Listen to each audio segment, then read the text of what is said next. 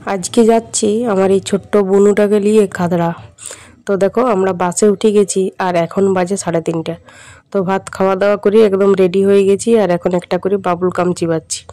তো যাই হোক বাসটা কত আস্তে চালাচ্ছে দেখো, একদম আস্তে।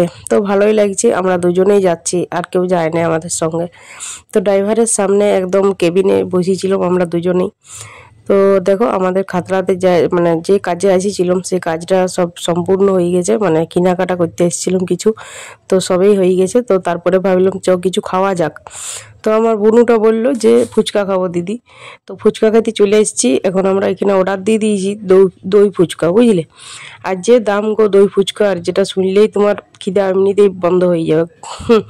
এক প্লেট দই ফুচকার দাম হচ্ছে 40 টাকা। তো কী করবো বলো, খাইতে যখন এসেছি খাইতে তো হবে কি। তো যাই হোক 40 টাকা দিয়েই আমরা দুজনে 2 প্লেট দই ফুচকা নিয়ে নিলাম। কিন্তু অত দাম নিলে কি হবে গো, খাইতে কিন্তু দারুণ হয়েছিল জানো দই ফুচকাটা না। এত সুন্দর মানে টেস্ট করেছিল না যে কি বলবো, একদম অপূর্ব।